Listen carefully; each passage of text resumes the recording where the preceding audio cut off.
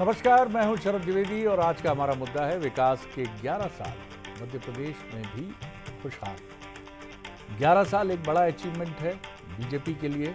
पहली गैर कांग्रेसी सरकार जिसने केंद्र में जवाहरलाल नेहरू के रिकॉर्ड की बराबरी की। कई मुद्दे, कई मसले, कई बातें और सबसे महत्वपूर्ण बात कि अपने तीसरे टर्म में प्रधानमंत्री नरेंद्र मोदी एक नायकवाद जो भारतीय राजनीति का है उसकी तरफ बढ़ चले। बड़े फैसले, मजबूत फैसले, दुश्मन की आंखों में आंखें डालकर ललकारना और ये कहना कि दिस इज न्यू नॉर्मल। अब अगर उधर से गोली आएगी तो इधर से गोला है। तमाम बातें हैं, पहले देखिए ये रिपोर्ट, फिर चलते हैं डिबेट की।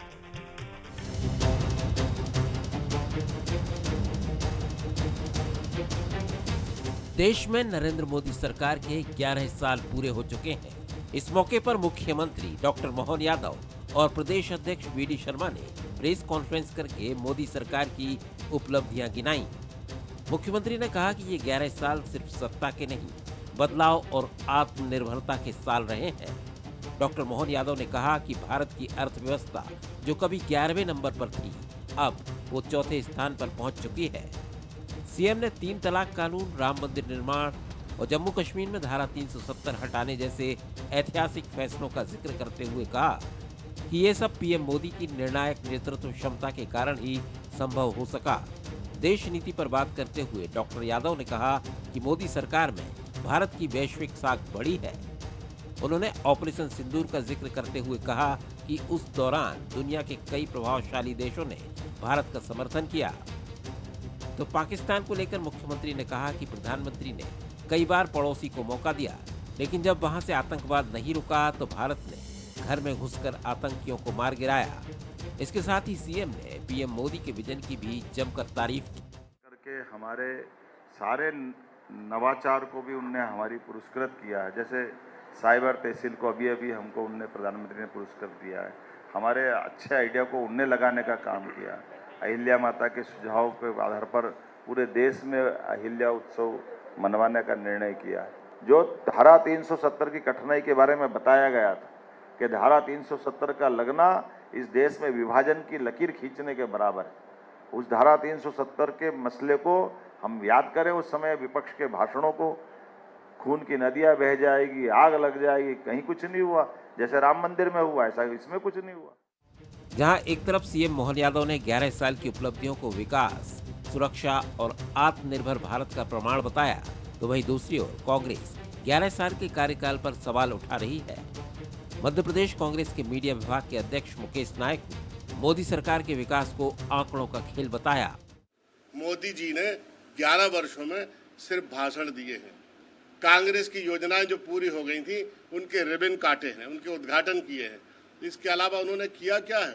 देश में अशांति, देश में तनाव, देश को सांप्रदायिक की अग्नि में झोंका है और हिंदू मुसलमान हिंदू मुसलमान हिंदू मुसलमान के अलावा इन 11 वर्षों में उन्होंने कोई काम। कांग्रेस मोदी सरकार के विकास को आईना दिखाकर विपक्ष की भूमिका निभा रही है। 11 साल के विकास पर फिलहाल सियासी बहस जारी है, लेकिन ये तो तय है कि मोदी सरकार के 11 साल के कार्यकाल में देश विकास के पथ पर तेजी से आगे बढ़ा है, जिसकी सीएम डॉक्टर मोहन यादव ने तस्दीक की है। नरेंद्र मोदी जी ने न सिर्फ जवाहरलाल नेहरू के हैट्रिक की बराबरी की है, बल्कि जैसा हमने आपसे पहले भी कहा कि वो एक नायकवाद की तरफ बढ़ चले। खासतौर से ऑपरेशन सिंदूर के बाद समीक्षक या उनके आलोचक या कांग्रेस या अपोजिशन, आलोचना उनका अधिकार है और वो अपना धर्म निभा रहे हैं। लेकिन अगर आप एक बड़े और व्यापक भारत की बात करें तो ये वर्ग जो मतदाताओं का है या नागरिकों का है, ये मोदी जी की इस शैली को पसंद करता है। और इसी के साथ नरेंद्र मोदी जी के दूसरे कार्यकाल में ही जब से राम मंदिर की बात हुई, 370 हटा, ट्रिपल तलाक हटा, तब से एक हिंदू हृदय सम्राट की उनकी जो छवि है वो भी विराट होती चली गई। हालांकि इसके लिए खुद उन्होंने या उनके कोर ग्रुप ने कोई कोशिश नहीं की। और जिस तरह उत्तर प्रदेश में योगी आदित्यनाथ आगे बढ़े हिंदुत्व की छवि के साथ। मध्य प्रदेश के मुख्यमंत्री डॉक्टर मोहन यादव के लिए भी कहा जाता है कि वो भी उसी छवि के साथ आगे बढ़ रहे हैं, क्योंकि सनातन और प्राचीन भारतीय संस्कृति और परंपरा, इसको लेकर डॉक्टर मोहन यादव, जिनके पास अनेक स्नातकोत्तर डिग्रियां भी, डॉक्टरेट भी है, वो इसमें गहरी अभिरुचि रखते हैं।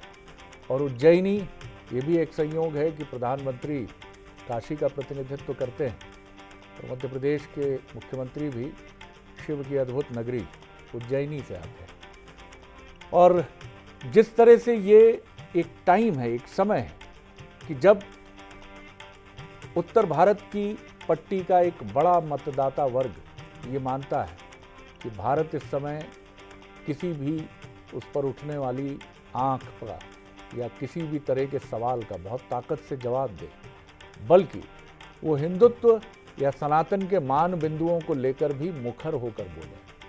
हालांकि इसकी आलोचना भी होती है, जैसा आपने सुना कि कांग्रेस की तरफ से मुकेश नायक कह रहे थे कि हिंदू मुसलमान किया जा रहा है, लेकिन ये सवाल बड़ा है और इसे देश की जनता पर ही छोड़ा जाना चाहिए। बहरहाल हमारे सवाल देख लीजिए। ट्रिपल तलाक, राम मंदिर और 370, मोदी जी की सबसे बड़ी उपलब्धियां क्या यही हैं? ऑपरेशन सिंदूर से क्या भारत की विदेश नीति मजबूत हुई है? और क्या कांग्रेस के सवाल 11 साल के आंकड़ों पर सिर्फ सियासी बयानबाजी है? तो मेहमान हमारे साथ हैं, उनसे मिलिए। स्टूडियो में मेरे साथ मनोज सैनी जी हैं, हमारे एग्जीक्यूटिव एडिटर और सीनियर जर्नलिस्ट, वो एक विश्लेषक के तौर पर रहेंगे। हमारे साथ हैं संतोष गौतम जी, सीनियर लीडर हैं, प्रवक्ता हैं कांग्रेस के, उनका बहुत स्वागत है।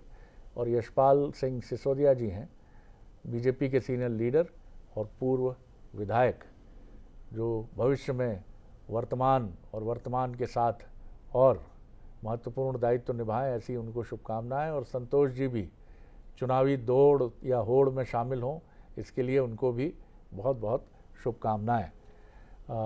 मनोज, प्रधानमंत्री की अगर हम बात करें तो जिस तरह से एक हिंदुत्व हृदय सम्राट, हालांकि इसके लिए कोई कोशिश नहीं है, लेकिन ये छवि आरंभ से उनकी रीति नीति और उनके कुछ निर्णयों को लेकर हमेशा रही है। और इसके साथ ही एक परफॉर्मर, जबकि उनकी ज़्यादा चर्चा होती है, हिंदुत्व तो एक विषय है जिसको मैं भावनात्मक भी कह सकता हूँ, लेकिन एक परफॉर्मर के तौर पर उन्होंने जो काम किया, जिसका जिक्र आज प्रदेश अध्यक्ष वीडी शर्मा जी और मध्य प्रदेश के मुख्यमंत्री कर रहे थे। महत्वपूर्ण बात है कि चाहे जीएसटी हो, चाहे आप बात कर लीजिए ट्रिपल तलाक की, चाहे आप बात करिए और फैसलों की, या अर्थव्यवस्था के मोर्चे पर भी आज भारत जहां खड़ा है, तो प्रधानमंत्री की ये वो चमकदार उपलब्धियां हैं जो शायद विपक्ष के आलोचना के शोर में गुम हो जाती हैं, लेकिन हैं, बड़ी ताकत से खड़ी हैं। बिल्कुल शरद जी, आप ठीक कह रहे हैं, लेकिन कई बार समय भी आपको साथ देता है। आप देखिए कि भारतीय जनता पार्टी यानी मोदी की सरकार जब 2014 में बनी, उसके बाद से विपक्ष में ये कहूँगा कि थोड़ा कमज़ोर भी हुआ, यानी उस तरह की चीज़ें, और उनके पास एक तकनीक कहूँगा या मैनेजमेंट कहूँगा, शुरू से हम गुजरात के मुख्यमंत्री होने के साथ ही उनको देखते रहे।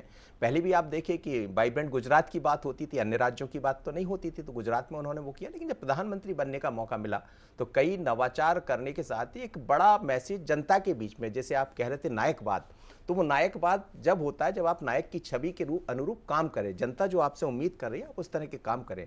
तो चाहे 370 हो, ट्रिपल तलाक हो, राम मंदिर हो, देखिए सुप्रीम कोर्ट से निर्णय आए, सुप्रीम कोर्ट के कहने पर ही सरकार आगे बढ़ी।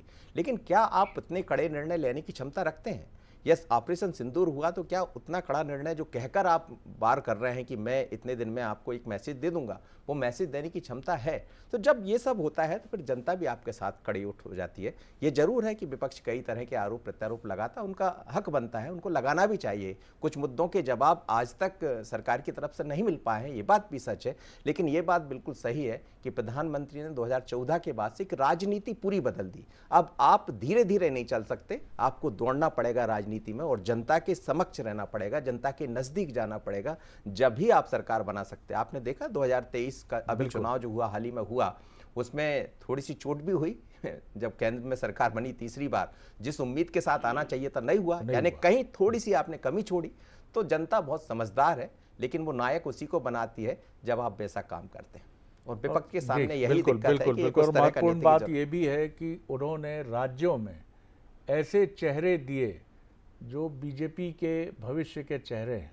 शुरुआत आप योगी आदित्यनाथ से करिए या वर्तमान में हरियाणा के जो मुख्यमंत्री हैं सैनी साहब, नायब उनसे सिंह, करिए जी, नायब सिंह सैनी, या फिर आप पटेल साहब की तरफ चलिए, भूपेन्द्र जी की तरफ गुजरात में, या फिर आप छत्तीसगढ़ में आइए विष्णुदेव साय जी की तरफ, या मध्य प्रदेश में आइए डॉक्टर मोहन यादव की तरफ, या फिर आप धामी साहब की तरफ चलिए, पुष्कर धामी जी की तरफ उत्तराखंड में। ये वो चीज़ है जो बाकी विपक्ष करने में, ख़ासतौर से कांग्रेस जो सत्ता में अपनी भागीदारी के लिए निरंतर प्रयासरत रहता है, उसके पास इस तरह से नए चेहरे उभर कर सामने नहीं आ पाए। तो बीजेपी ने एक चेहरा बदल एक्सरसाइज भी की है, मजबूत चेहरों को दिल्ली बुलाया है, चाहे वो नितिन गडकरी हों। बार बार बात उठी कि महाराष्ट्र के लिए मुख्यमंत्री के लिए सबसे बेस्ट चॉइस हैं, लेकिन उनको दिल्ली में रखा। शिवराज जी बहुत स्ट्रांग कैंडिडेट थे, लेकिन उनको दिल्ली बुलाया कि आपकी अब भूमिका यहाँ महत्वपूर्ण है। अब गौतम जी की तरफ चलूँगा। गौतम जी, आलोचना आपका अधिकार है निश्चित तौर पर, और स्वागत है। और यह आलोचना ही बीजेपी को पथ प्रदर्शक की तरह, भले ही वो भी आपकी आलोचना का जवाब आलोचना से दे, लेकिन ऐसा नहीं है। कांग्रेस की कही गई हर बात को गंभीरता से सुनना ही सत्ताधारी दल के लिए मुनासिब भी है, और ये उनके आगे के लिए कहीं ना कहीं रास्ता भी बताने वाली बात है। जी, आपकी टिप्पणी।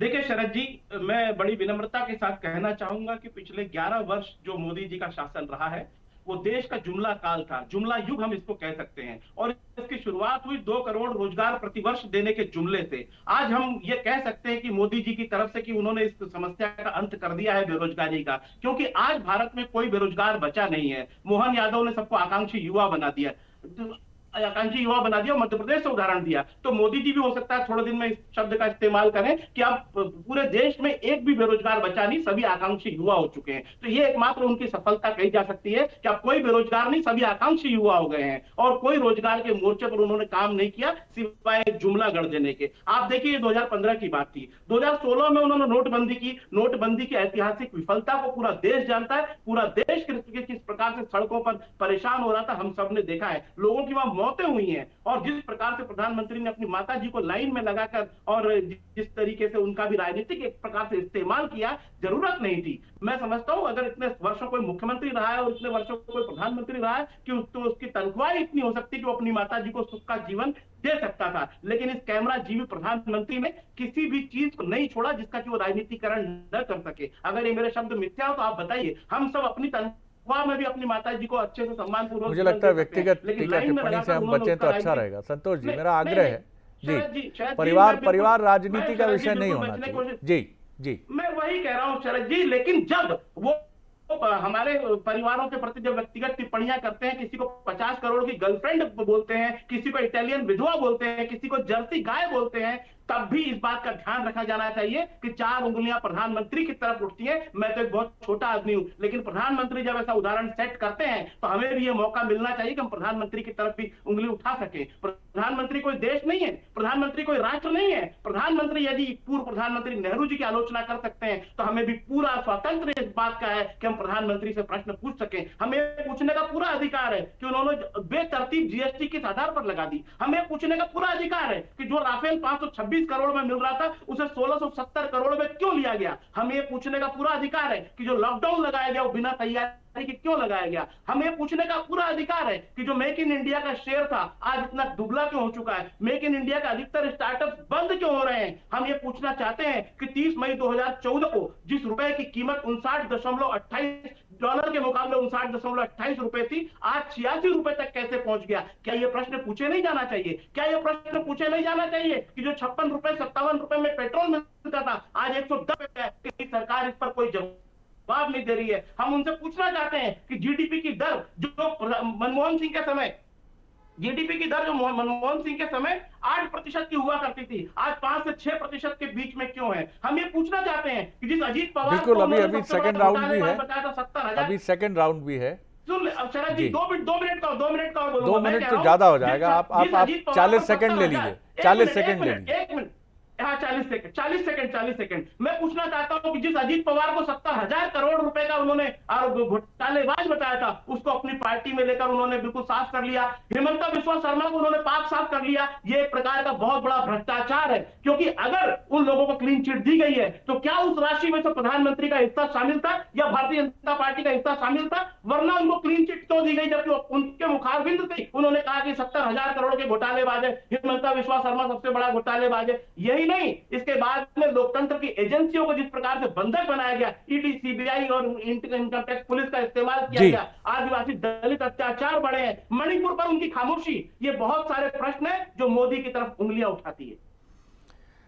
चलिए, आपने अपनी बात कही, लेकिन मुझे लगता है कि ये भी एक सवाल है, और ये आप ही के सामने नहीं है, ये बीजेपी के सामने है, तमाम राजनीतिक दलों के सामने है कि जब ये बात कही जाती है कि प्रधानमंत्री किसी दल का नहीं, देश का है, और वो संतोष गौतम जी के भी प्रधानमंत्री हैं, जैसे मेरे प्रधानमंत्री हैं या यशपाल जी के हैं या मनोज के हैं, तो फिर भाषा हमारी कैसी हो? मैं फिर दोहराऊंगा कि ये सवाल सिर्फ कांग्रेस से नहीं पूछा जाना चाहिए, ये सवाल बीजेपी से भी पूछा जाना चाहिए कि क्या हम भाषा के इस स्तर पर आ जाएंगे कि अगर कुछ लोग गलतियां करते हैं, किधर से भी करें, तो उसके जवाब में हम बड़े जो दिग्गज नेता हैं दोनों दलों के, और देश के प्रधानमंत्री का मैं विशेष रूप से रेफरेंस लूँगा, क्योंकि अभी जिस तरह की बयानबाजी हुई है ऑपरेशन सिंदूर को लेकर, उसने ये बताया है कि हम दुनिया के बड़े लोकतांत्रिक देश तो हैं, लेकिन भाषा वाक संयम में हमारा कौन सा स्थान होगा दुनिया में, अब शायद इसकी भी कोई रैंकिंग की एजेंसी हो तो वो वही बता सकती है इस पर। सिसोदिया साहब, आप जवाब भी देंगे।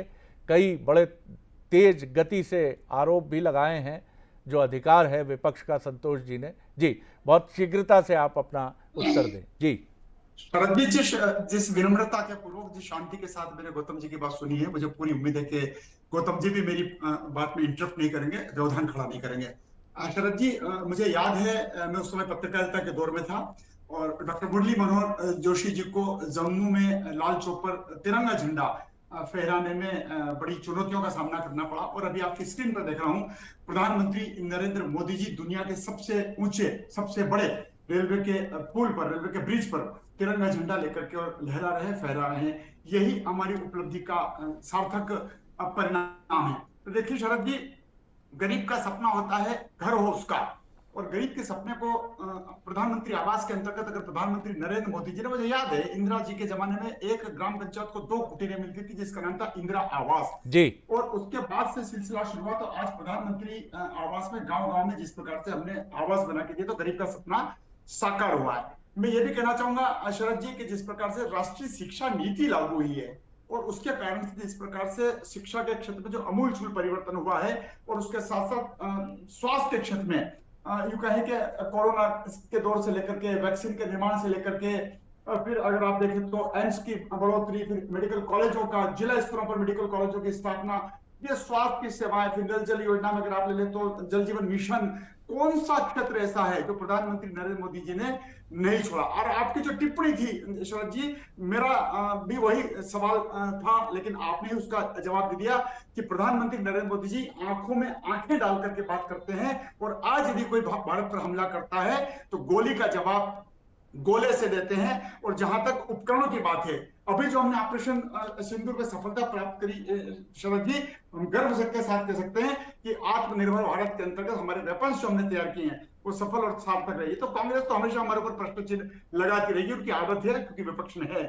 सर्जिकल स्ट्राइक हो या एयर स्ट्राइक हो, कांग्रेस के नेताओं ने तो हमसे सबूत मांग लिया था, और हम तो सबूत देने के लिए इस बार पूरा देश देख रहा था कि सबूत तो अपने आप चिल्ला के बोल रहे थे कि ऑपरेशन सिंदूर में किस प्रकार से हमने पाकिस्तान की आवाम को हमने नुकसान नहीं पहुंचाया, पाकिस्तान की किसी बस्ती, किसी मकान को हमने क्षति नहीं पहुंचाई, हमने आतंकवादियों के अड्डों को ध्वस्त किया है चिन्हांकित करते हुए। और देश की जो आर्थिक उन्नति हो रही है, हम तो 2025 का इंतजार कर रहे हैं शरद जी, जब अभी जापान को हमने पीछे छोड़ दिया। 2025 में देश की तीसरी आर्थिक व्यवस्था की ओर हम अग्रसर होने की ओर जा रहे हैं। वन नेशन वन कमीशन, कभी सपने में नहीं सोचा था, हम तो वन नेशन वन इलेक्शन की ओर भी आगे बढ़ रहे हैं। और जिस प्रकार से सारी व्यवस्था चाक चौबंद हुई है, शरद जी मैं पूछना चाहूंगा आदरणीय गौतम जी से कि आजादी का अमृत महोत्सव हमको अगर मनाने का अवसर सौभाग्य प्राप्त हुआ है तो हमने आजादी का अमृत महोत्सव मना के बताया। ये विरासत, हम विकास भी कर रहे हैं शरद जी, और विरासत को जी संजोने मैं का भी काम कर लौटता रहे हूँ, हैं। एक विरासत तेज के राउंड साथ और साथ होगा। विकास, विकास जी के साथ साथ जी विरासत।